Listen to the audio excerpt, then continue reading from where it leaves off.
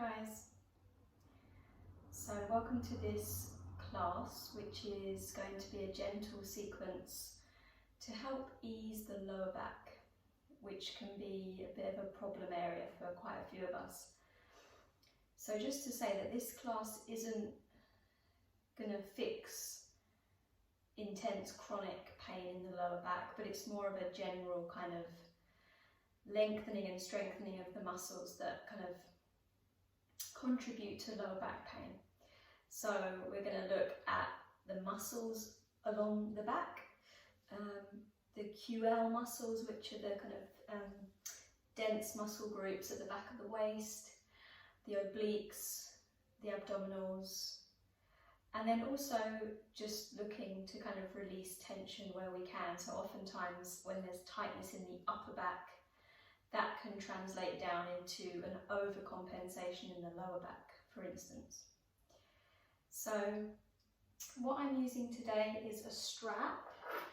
Now, if you have a yoga strap, which has this buckle on it, then I'd like you to prepare your strap in this large loop.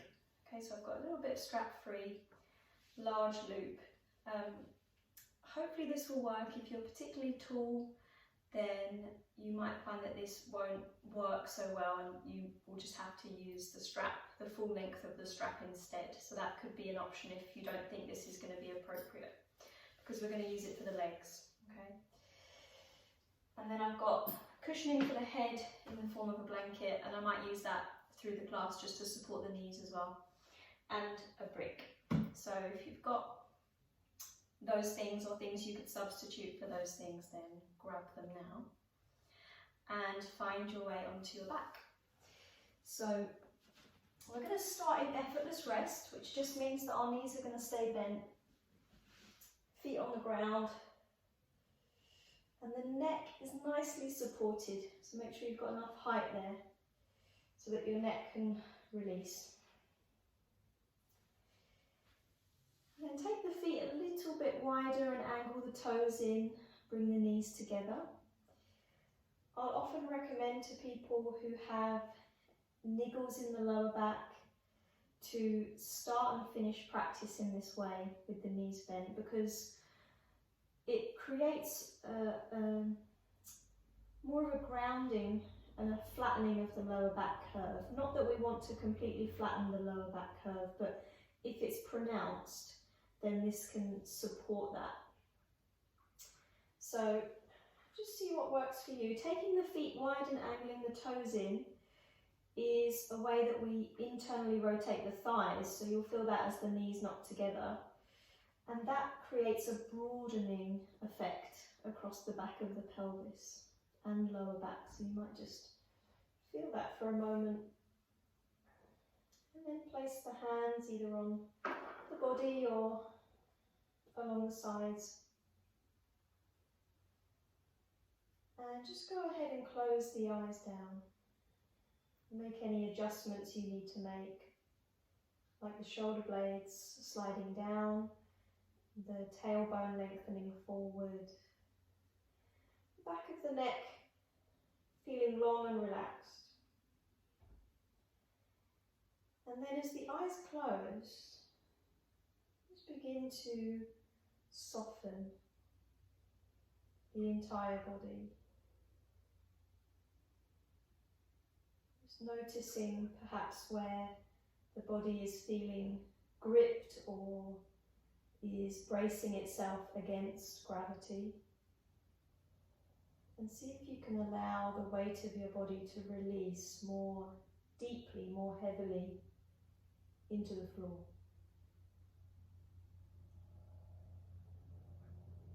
And begin to release any tension around the face, and particularly across the forehead and around the eyes. And then within the jaw, around the hinges of the jaw and the tongue.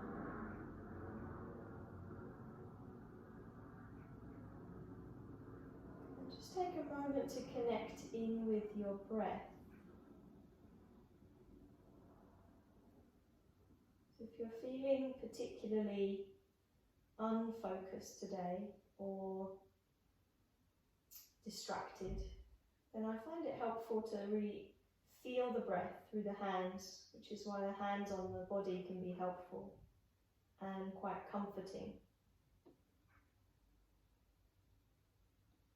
So just take a moment to breathe a little more consciously, a little more deeply, and follow the movement of each inhalation and exhalation as it moves through your body.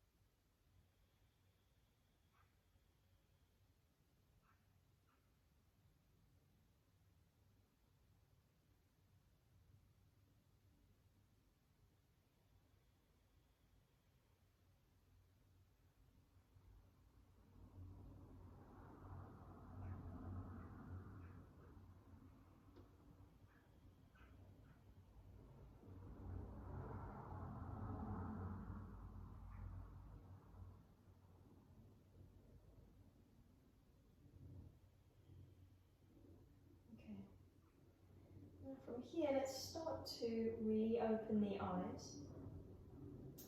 Separate the feet back to about hip width apart, and then just draw your right knee up in towards your chest. Okay, so give your right knee a little bit of a squeeze in.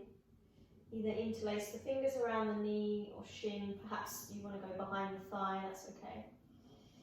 And then stretch that left leg forward if you can. If you feel that that puts a little bit of strain on the arch of the lower back, then keep the knee bent. But see if you can make a bit of space just to circle that right ankle.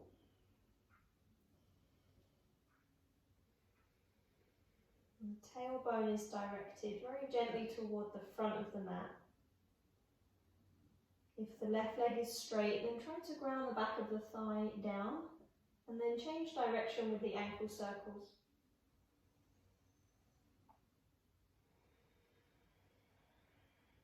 And then let the right foot just rest.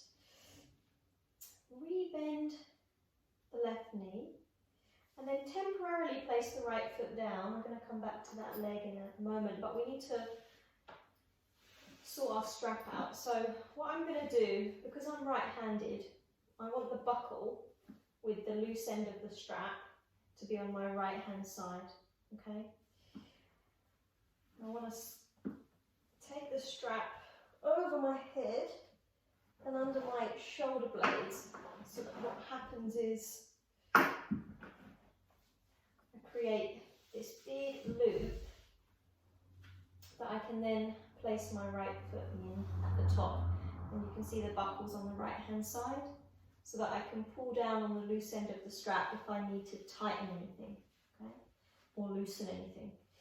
So the strap is just under the shoulder blades, the tip of the shoulder blades.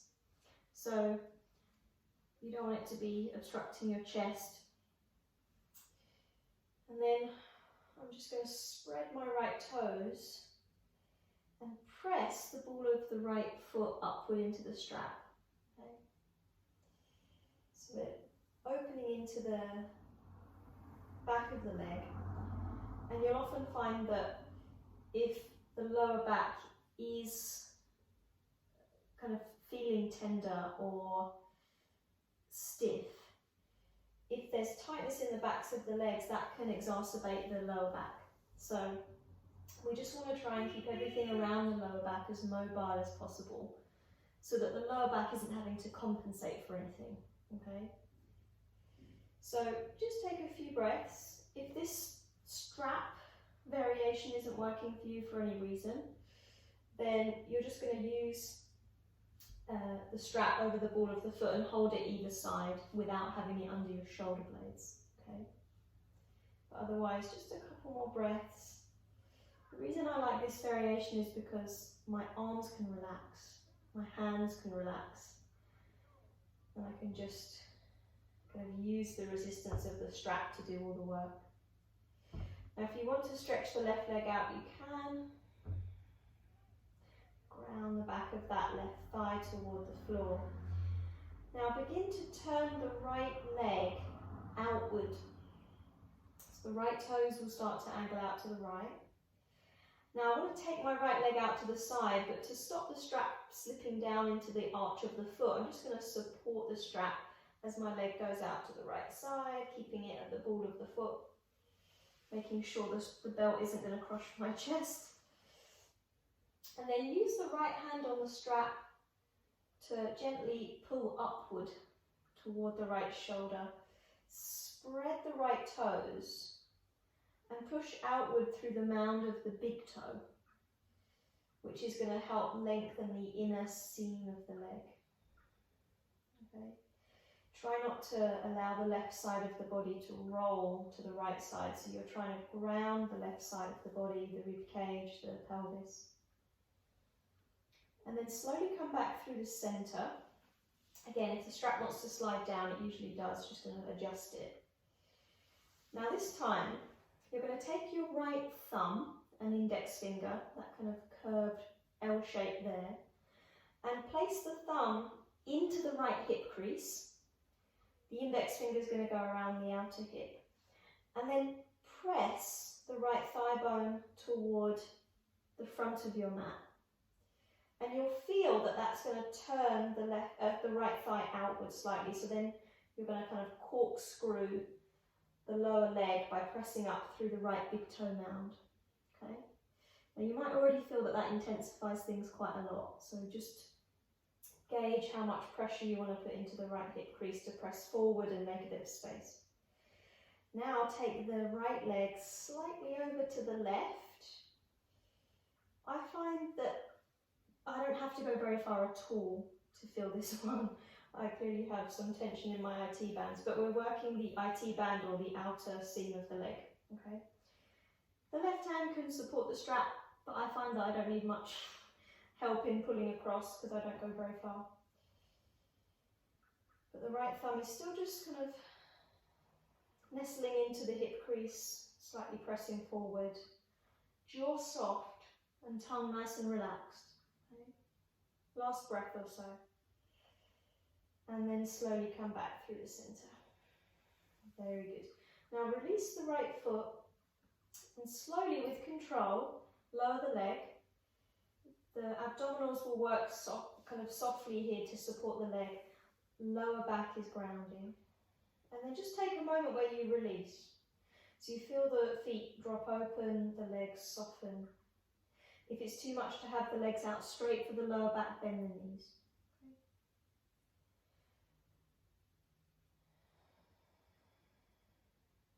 From here, bend the knees anyway. Take the right ankle across the left thigh to thread the needle.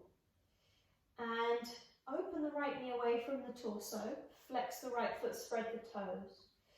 Just try and keep the back of the pelvis nicely level so you're not swiveling off to the side with the pelvis. And then draw the left thigh into your chest. If you want to go in front of the shin with the interlace, you can. And just take a couple of breaths. So we're just working to release any tension around the glutes and the outer hips. If you have sciatica or any nerve pain around the piriformis, then this can be quite a nice release.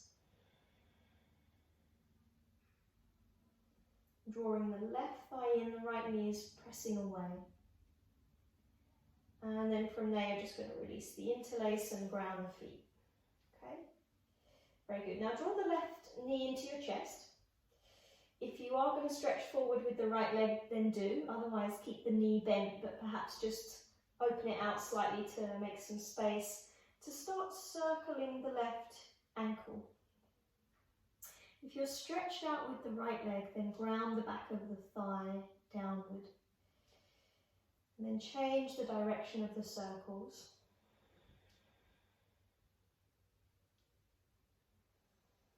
And then allow the foot to become still.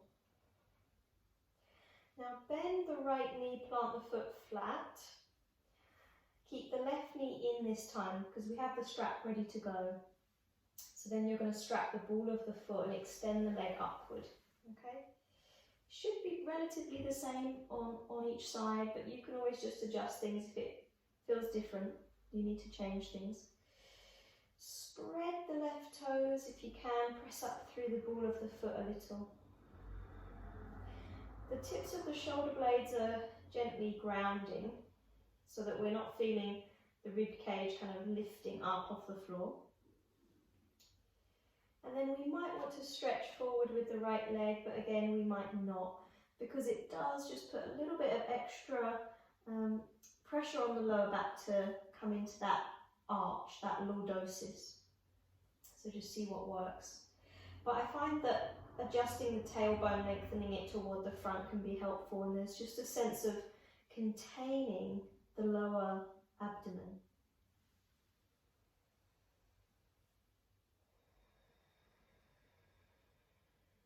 Good. Now from here, turn the left leg outward.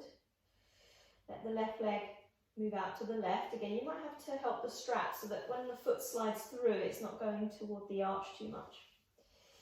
And then from there, use your left hand on the strap. I'm keeping the elbow braced to the floor, just to lift up. Spread the left toes, keep pressing outward through the ball of the foot, particularly the base of the big toe. And then ground the right side of the body. Again, if the strap is going to crush your chest on the right side, then just slide it down so it's at the rib cage. And the right arm can stretch out or move into a cactus shape. And then from there, slowly come back through the middle.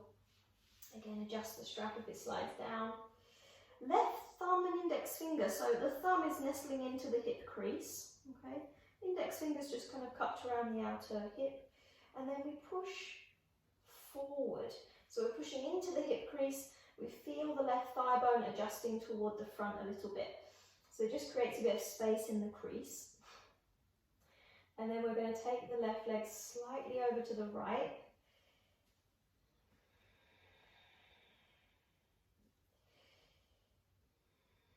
And keep pressing up into the strap with the left big toe mound, because as I said, when you press down into the hip crease, the thigh bone will roll outward slightly. You can see that in the direction of the kneecap, but then you want to kind of corkscrew the lower leg in, so you press up through the big toe mound to support that movement. Take another breath or so, relaxing the face. I know this one's a bit of a killer, for me anyway. And then you're going to come back to the center, release the strap, slowly float the leg down, just gently using the support of the lower abdominals to bring the leg down with control. Relax the feet outward, relax the legs, the hips, glutes. Just take a couple of conscious breaths.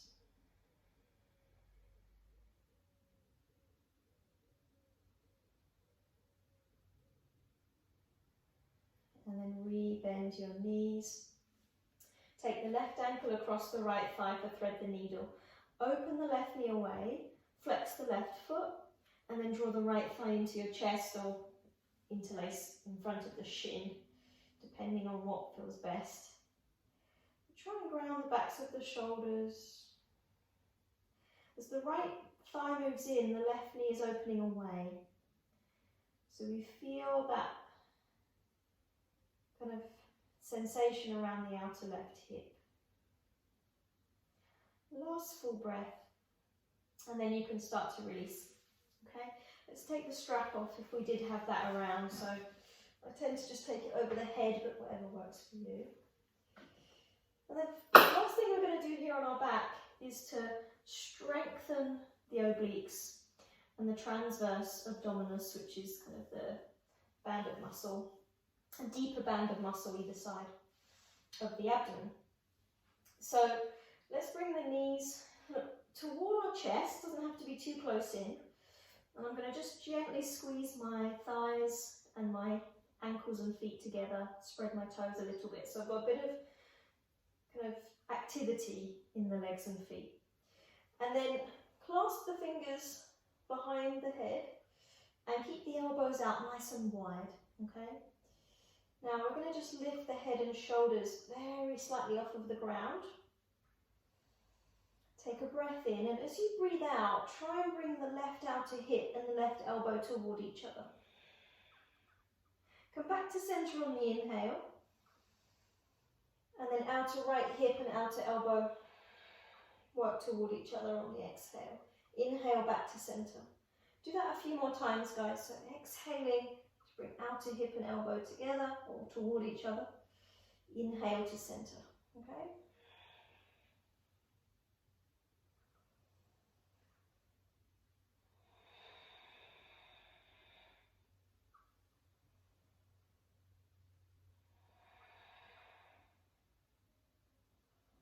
Next time you go to the right, that's going to finish you up, and then come back to center to release. Very well done. Okay, let's just roll off to our side, guys, and press ourselves slowly up. Now we're going to come to sit in Sukhasana, or in fact any cross-legged position that naturally works for you. I'm going to sit on a thinly folded blanket. So if you want to sit yourself on something, then do. And place the hands on the knees or thighs. And just take a moment leaning your weight over to the left sit bone. You're going to feel the prominence of that sit bone grounding. And then come through the middle and lean over into the right sit bone.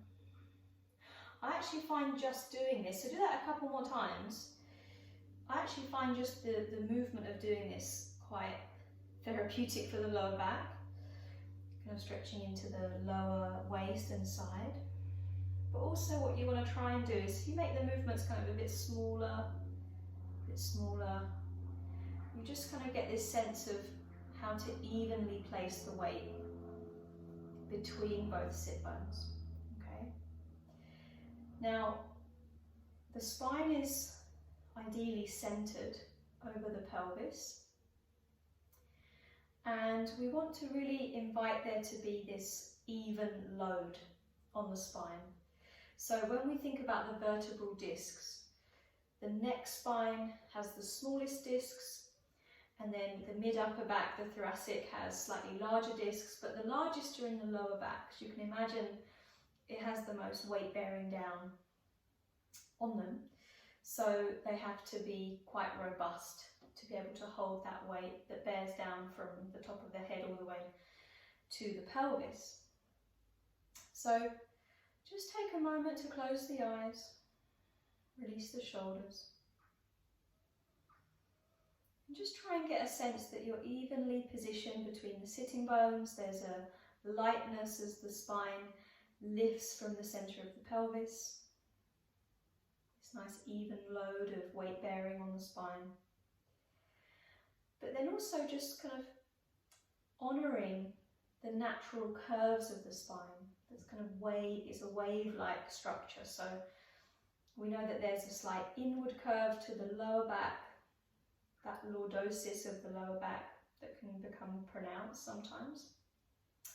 And then we have the kind of rounding, the soft rounding of the upper back.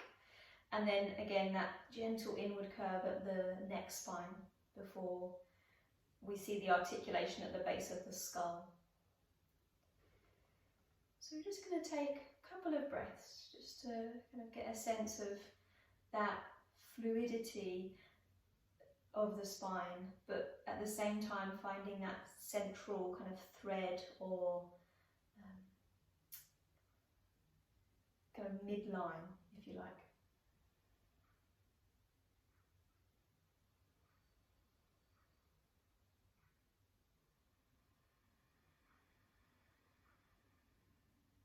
Okay. And then go ahead and open the eyes. Bring the soles of your feet together and open the knees out nice and wide. And then hold on to the fronts of your shins if you can. So we're going to work with a bit of pelvic tilting and kind of cat-cow movement in Baddha Konasana. So you'll just see what your lower back is happy with. Oftentimes, one direction of the spine will feel a lot nicer than another direction. So you'll just work with what feels best in your body. So from a neutral position, on your inhale, you're going to tilt the pelvis forward. Feel the lower back curve become more pronounced as you widen the chest and the collarbones. Elbows can draw in. And then on the exhale, roll toward the back of your sitting bones, pelvis tilts back, and try and round the upper back gently, chin slightly toward chest. Inhale, come forward, tilt the pelvis coming onto the fronts of the sitting bones and opening the chest, collarbones wide, shoulder blades draw together.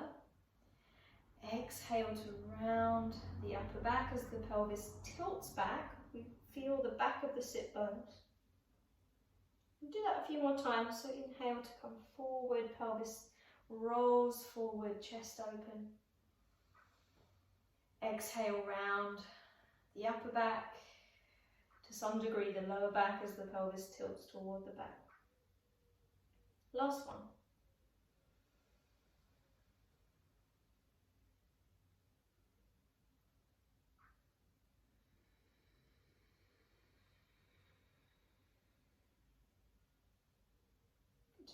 And then come back up to sit nice and tall. Nice work, guys. Help the knees together, stretch the legs out in front of you, and keep the legs at about hip width apart. Lightly flex your feet and spread the toes. Okay? Sit bones evenly grounded. Hook your thumbs, spread your fingers and send the arms upward. And try and sit nice and tall. If you find it difficult to sit tall and that you're kind of rounding into the lower back, raise your seat. Okay? Go a little bit higher. Now inhaling here, on the exhale, open the arms wide, turn to the left. So we're going to twist. Right hand to outer left, knee or thigh, fingertips behind. So this is Baddha Konasana, so revolved staff pose. Inhale to sit a little bit taller. On the exhale, light rotation, just to help increase the mobility of the upper back, the thoracic spine. So twists are a really great way to release congestion in the upper back. And on your exhale, you're going to slowly release. Hook your thumbs the other way and stretch the arms up. Inhale to lift the sides of the waist tall. As you exhale, open out to the right. Left hand to outer right knee or thigh, fingertips behind, and then gently rotate.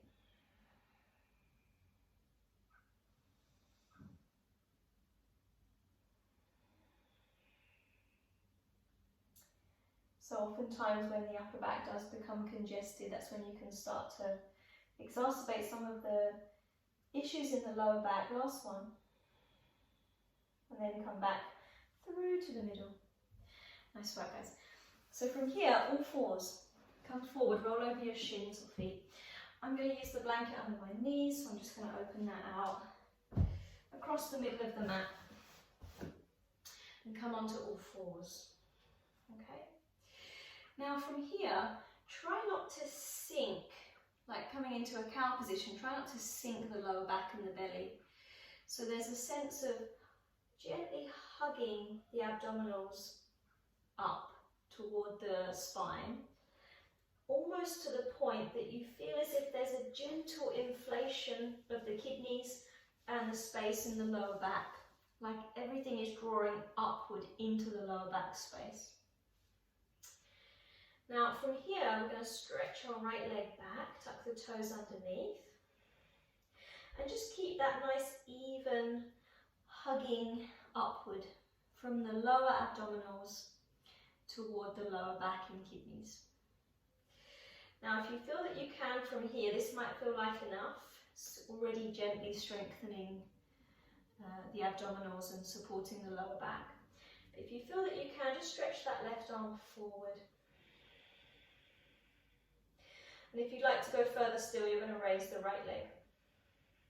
But if you're raising the right leg, just keep it hip height, okay? And try not to roll the thigh outwards, so everything's nice and level at the back of your pelvis. Last breath. And then release. Okay? So I'm just just going to change sides. Stretching the left leg back and then gently hugging the lower navel and abdominals up toward the spine, so we feel this gentle fullness in the lower back. And then if you feel that you can, stretch the right arm forward. Back of the neck is long, so my gaze is just toward the floor. If you wanted to raise the left leg, then please go ahead. Make sure you don't sink the lower back or the belly as that happens. Good, and then release. Nice work, guys. Come back onto your knees and then come up to stand on your knees. Cushioning is good here. So you guys can just stay facing the front. I'm going to turn this way so you can see a bit more. So left leg is going to stretch outward, left heel in line with the right knee, and right hip stays stacked over the knee joint. Now lightly place the left hand to the outer leg and float the right arm toward the ceiling. So Parighasana, gate pose. Inhale here and just start to lift the left arm. Feel the left rib cage reaching upward to open the waist. And as you exhale, really lightly slide that left hand down the outer leg until you feel a nice opening. Sorry, I think I said left side here, but this is your right side. So as you stretch over, the right waist is opening, the right rib cage is opening, and keeping a nice light sensation in the left hand, you're going to be using the left obliques a little bit as well. Keep lifting up and out of the waist. Spread the right fingertips for the last breath. And then as you inhale, come all the way back up. And then take that right hand down to the floor at the back of your mat. In fact, for you guys, it will be to the side of your mat. But you're going to line the hand up with the knee. And then stretch that left arm over the head. See if you can bring weight into the right shin and the right hand and lift the left leg. That's just an option. If you'd rather keep the foot on the floor and just open into the waist, then you can. Good, so it's almost like a modified half moon pose. And then you're going to come back all the way up. Good, and then draw that left knee in. Okay, so just change sides. Right leg is going to stretch out. Right heel and left knee are in line. Right hand to the outer leg. And then left arm floats up. So on the inhale, start to reach up with your left fingertips and lift the left rib cage. As you exhale, slide the right hand along the outer right leg as you lift up and over, stretching through the left arm and fingertips.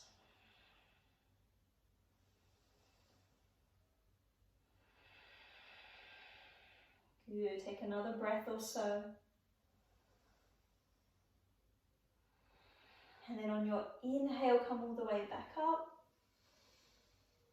Exhale, take the left hand down, slightly in front of the shoulder and sweep the right arm over the head. Again, you can stay here and ground the outer right foot or bring the weight forward into the left hand and left shin and lift the right leg into a variation of half moon. So again, this is going to be strengthening the top side of the body and the top side outer hips.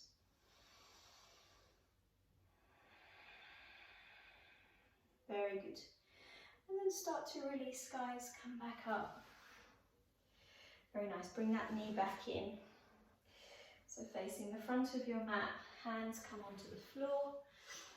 And then just briefly coming into down dog. So we're going to tuck the toes and stretch back. If you would prefer not to do down dog today, then you can come into child's pose or perhaps an extended puppy stretch on your knees. But otherwise, just a few breaths, spreading the palms, pressing the ground away to traction the spine and lengthen through the spine as the pelvis reaches up and back. Knees can be a little bit soft. Center of the heels are drawing toward the back. Very good. And then come into single pigeon pose. So let's bring that right shin forward. I quite like having the blanket here just to support under the outer hip and the back knee. So I'm going to walk my left knee a little bit back. Tuck the back toes under to start with, just to help the thigh roll in. You have your brick there, so if you do need that under the right sitting bone to help level the pelvis out, then use that. In fact, I'm going to use it just as a head support. So then you can move on to your forearms if you can, and rest forehead. And let the palms be soft. For some of us, we'll fold all the way down. It's still nice to have some support under the head and not to kind of collapse or to flop. Yeah, so there's some sense of structure to the pose. If you want to untuck the back toes after a while, you can. Just keep a little bit of activity in the right foot. So slightly working toward a flexion or perhaps spreading of the toes, just so that you feel there's some engagement there. And then release the jaw, soften the tongue. And take 3 or 4 more deep breaths.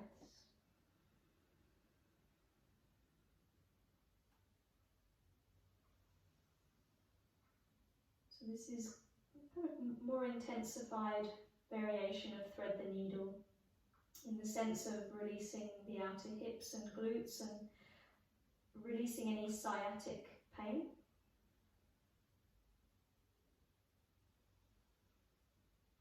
So from here, let's come back onto our hands, tuck the back toes underneath. If you can push back into down dog, great. If you'd rather go back to all fours and maybe child's pose, then please do that.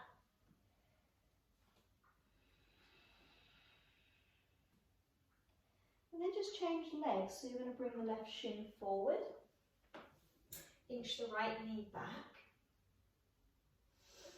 Back toes are tucked initially just to help you rotate the right thigh inward to help level out the back of the pelvis. Again, brick under the left sitting bone if you need it. And then you might work your way down. You'll see how you feel. You can always stay on your hands.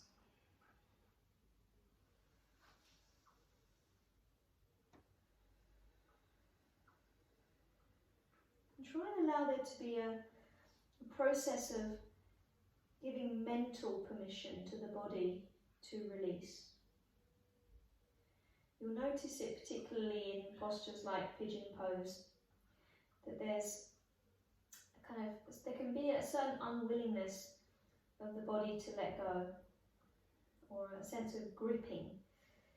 So that just allow a moment of more conscious breath where you're inviting the body to soften, to give, to release.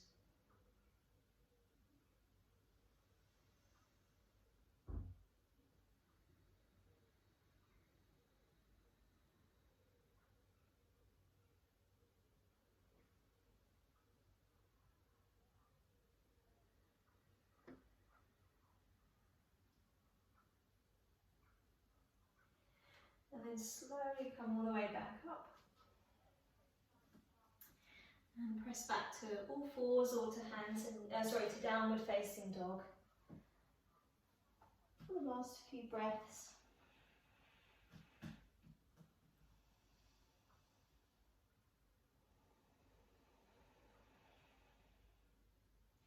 And then bring the knees down, guys, and just sit back on your heels for a moment. So I'm going to move my brick out to the side. We're going to use that in a sec. We're going to come down onto our back. So I don't want the blanket just now. I might use it for relaxation at the end. So I'm just going to fold it up and put it off to the side. And then come down onto your back. So you might have to shuffle slightly toward the front end of your mat before you come down. So from here we're going to come into a variation of bridge pose as one of the last things we're going to do. So Make sure the feet are about hip width apart, maybe a touch wider. And I'm going to pop this brick in between my thighs. I'm going to gently squeeze it. Okay. Now from here, heels quite close into the sitting bones, arms along the sides, palms facing down. So we want to keep this adduction of the inner leg squeezing into the brick as we just start to work some bridge pose movements. So on your next breath in, lightly squeezing the brick, pushing into the feet, lift the pelvis, and then pause at the top for a couple of breaths. Feel the glutes gently activate but not completely clench. Feel the thighs working to squeeze in, knees directing forward, hip width apart. And then on the exhale, you can just release. Take a breath or so at the bottom.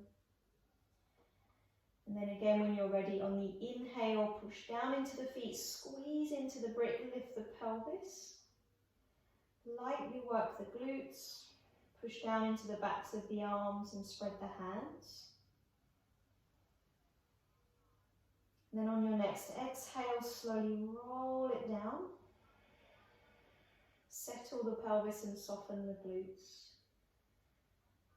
Take a breath.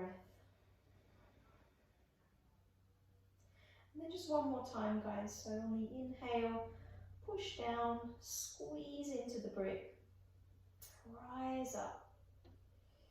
Just a nice sense of containment and stability around the pelvis, which is going to support the lower back. Press down into the backs of the arms and spread the hands. And then on the exhale, release. Very good. Move the brick out to the side. Take the feet a little bit wider, maybe toward mat distance. Cactus the arms wide if that feels comfortable.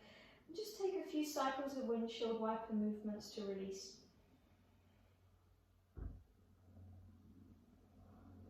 Each time the knees go down to one side, the tailbone is gently directing itself in between the knees.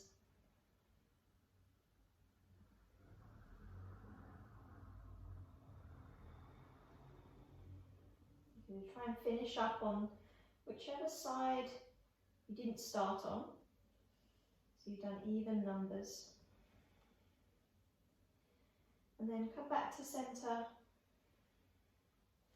Perhaps keep the feet wide, turn the toes in, knees together, or some other variation with the legs for Savasana.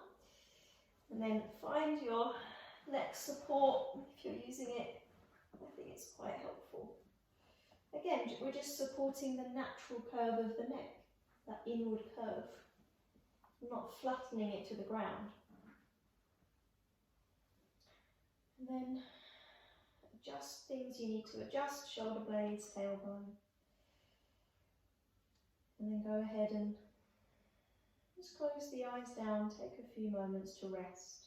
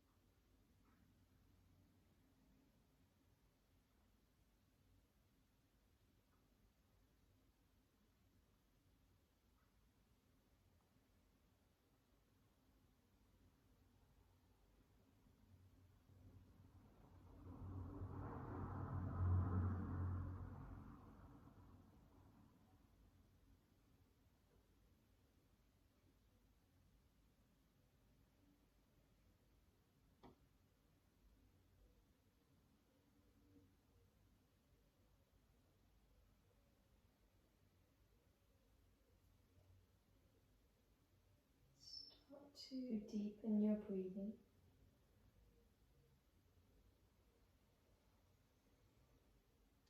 And invite some small movements back in. Fingers, toes.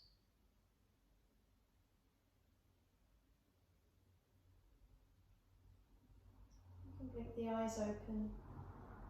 If you'd like to stretch the arms or stretch the legs, just move in any way that feels helpful to you.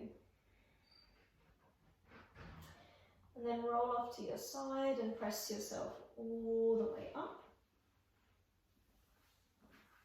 Come into a comfortable seated position. Let's bring the palms together to touch and bow the head forward. Taking a moment to honour our practice, to honour our bodies.